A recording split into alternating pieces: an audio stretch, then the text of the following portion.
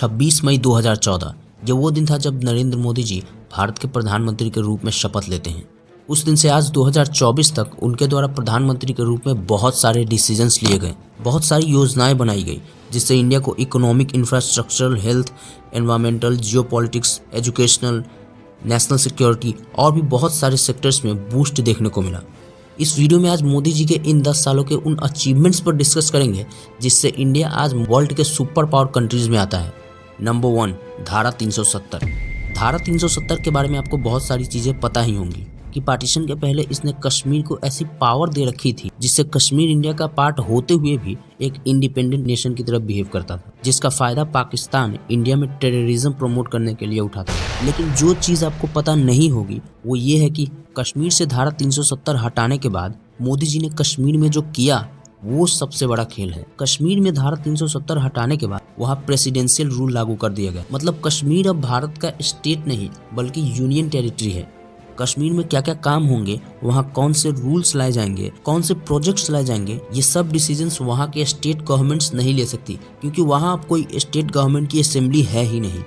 तो इसमें मज़े की बात यह है कि वहाँ के जो सो कॉल्ड पॉलिटिशियंस थे अब उनको कश्मीर को स्टेट का दर्जा दिलाने में ही सालों लग जाएंगे। तब तक कश्मीर के लोगों की 1-2 जनरेशन्स के बाद लोग भूल चुके होंगे कि धारा 370 जैसी कोई चीज़ भी हुआ करती थी। जैसे आप लोग भूल चुके हैं कि बिहार एक वक्त पे भारत में एजुकेशन, इकोनॉमी और डेवलपमेंट का हब हुआ करता था। इस पर मैंने एक वीडियो बनाई है जिसका थंबनेल इस वीडियो के लास्ट में दिखेगा, वहाँ पर क्लिक करके या डिस्क्रिप्शन में लिंक है वहाँ से देख सकते हैं। Now coming back to the topic, 370 हटाने के बाद कश्मीर में बहुत सारे चेंजेस हुए हैं। फॉर एग्जाम्पल, अब कश्मीर में छोटे छोटे बच्चे आर्मी ऑफिसर्स पर पत्थर नहीं मारते, कश्मीर में टेररिस्ट एक्टिविटीज़ नहीं होती, वहाँ पर स्कूल्स, कॉलेजेस, हॉस्पिटल्स, इंडस्ट्रीज बन रही हैं। कश्मीर के लोग बदलेंगे ये अनुमान तो लगाया गया था, लेकिन इतनी जल्दी बदलेंगे ये नहीं सोचा गया था। जी हाँ, कश्मीर में आज सिर्फ 5 सालों के अंदर इतना बदलाव हुआ है कि आज वहाँ की एक मुस्लिम लड़की खुशी खुशी राम भजन गा रही है। इवन पीओके के मुस्लिम्स भी आज इंडिया में मर्ज होना चाहते हैं।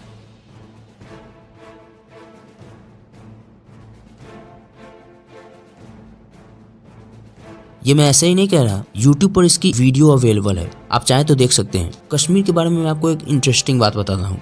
ये जो कश्मीर वर्ड है ये एक संस्कृत वर्ड कश्यप से बना है। Number 2, India's foreign policy. कई स्कॉलर्स का मानना है कि नरेंद्र मोदी जी की सबसे बड़ी जो अचीवमेंट है वो इंडिया की फॉरेन पॉलिसी है। आज इंडिया किसी भी देश के दबाव में काम नहीं करता। जिस अमेरिका में लोग इंडिया को सपेरों का देश कहते थे, आज उसी अमेरिका में पीएम मोदी को रेड कारपेट पर स्वागत किया जाता है। वेस्टर्न सोसाइटी में लोग लिटरली इंडिया को एक भूखा नंगा देश मानते थे, लेकिन आज अमेरिका के न्यूज़ में इंडिया की खबरें हेडलाइंस में छपती हैं।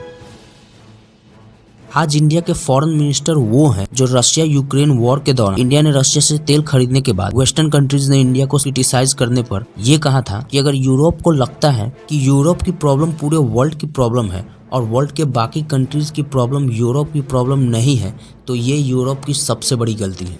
एक वक्त पे जिस भारत को दुनिया के दूसरे देशों की मदद लेनी पड़ती थी, आज वही भारत टर्की में भूकंप आने पर मदद करने के लिए सबसे पहले पहुंचा था। और हद तो तब हो गई जब कोविड के दौरान लगा था कि इंडिया को वैक्सीन के लिए रशिया या अमेरिका की हेल्प लेनी होगी, लेकिन ना सिर्फ इंडिया ने खुद के लिए वैक्सीन बनाया बल्कि दूसरे लगभग 160 कंट्रीज में भी वैक्सीन सप्लाई की। नंबर 3, राम मंदिर। अब कुछ लोग ये कहेंगे कि राम मंदिर मोदी ने थोड़ी बनवाई है, ये तो सुप्रीम कोर्ट के ऑर्डर से बना है। उन लोगों से मेरा एक सवाल है, सुप्रीम कोर्ट तो मोदी जी के आने से पहले भी था, तब क्यों नहीं बना राम मंदिर? 500 सालों से भगवान राम मंदिर के बाहर थे। राम मंदिर बनाने में किसका कितना रोल था और बीजेपी और आरएसएस का इसमें कितना रोल था, इस पर यूट्यूब पर कुछ बड़े बड़े यूट्यूबर्स का वीडियो पड़ा है, आप चाहें तो देख सकते हैं। लेकिन एक चीज़ है जिस पर बहुत सारे लोग सवाल उठाते हैं कि राम मंदिर की जगह पर हॉस्पिटल्स बनवा देते या रोजगार के कामों में लगा देते तो ज़्यादा अच्छा होता। तो उन लोगों को समझना चाहिए कि ये मंदिर सरकार के पैसों से नहीं बल्कि करोड़ों राम भक्तों द्वारा दिए डोनेशन के पैसों से बन रहा है। राम मंदिर ट्रस्ट ने लोगों से डोनेशन की जितनी उम्मीद की थी उससे 4 गुना ज़्यादा डोनेशन मिला है। ये पैसे सिर्फ इंडिया से नहीं बल्कि पूरी दुनिया के राम भक्तों से आए हैं और बाकी के बचे पैसों से लाखों लोग रोज फ्री में मंदिर में खाना खा सकते हैं। मंदिर की ट्रस्ट जो हॉस्पिटल्स चलाती हैं वहाँ फ्री में लोगों का इलाज हो। अयोध्या को फिर से सुंदर और अट्रैक्टिव बनाने के लिए यूज किए जाएंगे, जिससे सिर्फ राम मंदिर ही नहीं बल्कि पूरे अयोध्या नगरी की टूरिज्म बूस्ट होगी। राम मंदिर के दर्शन करने के लिए हर साल लगभग 5 करोड़ टूरिस्ट आने के अनुमान है। ये करोड़ों लोग फ्लाइट्स में, बसेस में, ट्रेन्स में आएंगे, जिससे ट्रांसपोर्टेशन सेक्टर में काम करने वाले लाखों लोगों को रोजगार मिलेगा। लोगों के आने के लिए सड़कें बनाई जाएंगी, जिससे कंस्ट्रक्शन वर्कर्स, इंजीनियर्स, मटेरियल बनाने वाली कंपनी और कंस्ट्रक्शन से रिलेटेड और भी लाखों लोगों को रोजगार मिलेगा। लोग वहाँ होटल्स, रेस्टोरेंट्स में रुकेंगे। हजारों लोगों को प्रसाद बनाने के लिए काम मिलेगा। प्रसाद के सामान को बनाने के लिए कंपनीज को काम मिलेगा। मंदिर घुमाने के लिए गाइड को काम मिलेगा। मंदिर के आसपास के ब्यूटी को रिकॉर्ड करके इंटरनेट पर डालने के लिए व्लॉगर्स को भी काम मिलेगा। फॉरेन कंट्री से लोग घूमने आएंगे, जिससे फॉरेन करेंसी जमा होगी। मंदिर में रोज हजारों लोग दिए जलाएंगे, जिससे दिया बनाने वाले, सप्लाई करने वाले, बेचने वाले को काम मिलेगा। फूल, अगरबत्ती, तेल, फल, मिठाई, माला, ये सब बेचने वाले लोगों को काम मिलेगा। लोग मंदिर के आसपास गीता, रामायण, पुराण, वेद, रामचरितमानस, उपनिषद ये सब खरीदेंगे। इससे भी तो लोगों को रोजगार मिलेगा। और फिर ये लोग कहते हैं कि मंदिर बनने से रोजगार नहीं मिलेगा। राम मंदिर के बारे में एक अमेजिंग बात यह है कि इस बार फ्यूचर में राम मंदिर को लेकर कोई कंट्रोवर्सी ना हो, इसके लिए मंदिर से लगभग 2000 फीट नीचे एक टाइम कैप्सूल रखा गया है। इस टाइम कैप्सूल में मंदिर की सारी डिटेल्स मेंशन है कि ये कब, कहाँ, कैसे, किस एरा में बनाया गया। ये सारी बातें उसमें मेंशन होगी। Number 4, successful mission of Chandrayaan 3 and Aditya L1। अब यहाँ भी कुछ लोग कहेंगे कि चंद्रयान 3 और आदित्य L1 के सक्सेस में इसरो के साइंटिस्ट्स का हाथ है, ना कि मोदी का। देखिए, नो डाउट इसरो के साइंटिस्ट के सालों की मेहनत के बाद ही ये मिशन सक्सेसफुल हुआ है। लेकिन 2014 से पहले इसरो का बजट इतना कम था कि इसरो के अपने कुछ बहुत इंपॉर्टेंट मिशंस को अपने प्रायोरिटी लिस्ट से ही हटाना पड़ा। इस पर मेरी एक डिटेल्ड वीडियो है, जिसका लिंक डिस्क्रिप्शन में है। मोदी जी के बारे में एक बात है कि वो टेक्नोलॉजी को साथ लेकर चलना जानते हैं।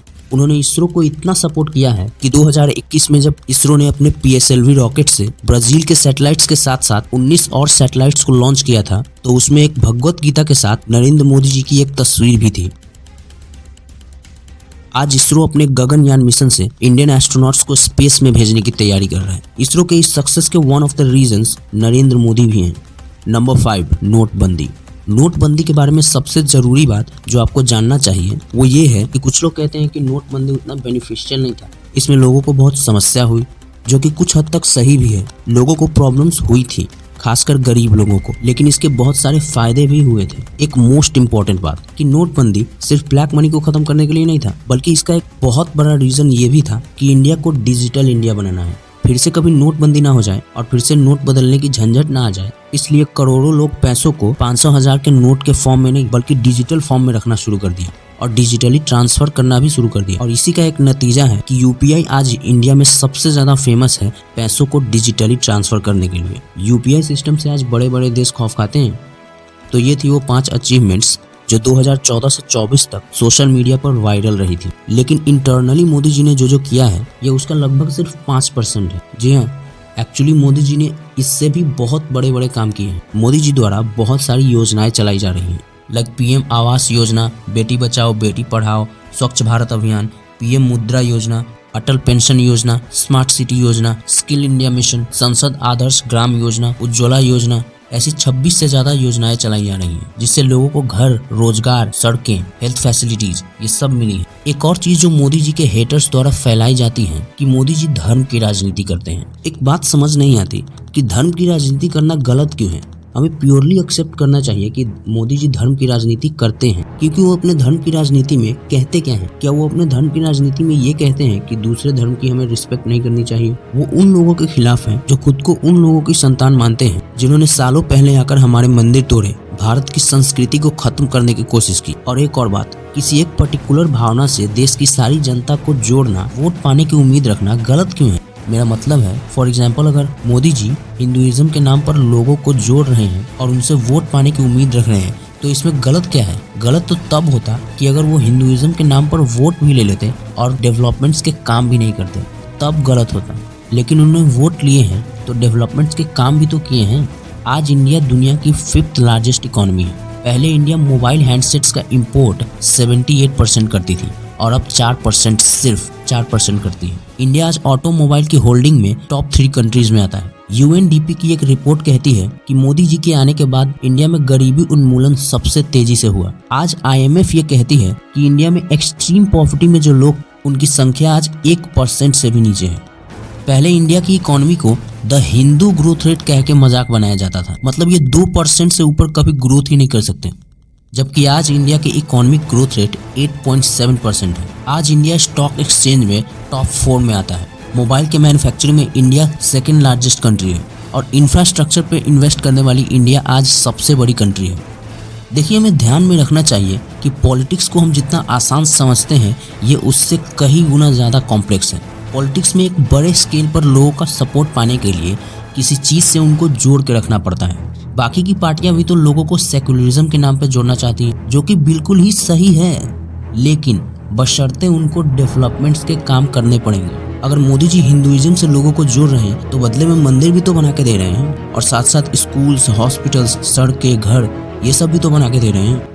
लास्ट में मैं आपसे एक रिक्वेस्ट करना चाहता हूँ कि ये एक नया यूट्यूब चैनल है, सो प्लीज़ इसे सब्सक्राइब कीजिए ताकि हम अपने टारगेट 1000 सब्सक्राइबर्स तक जल्द से जल्द पहुँच पाए। धन्यवाद।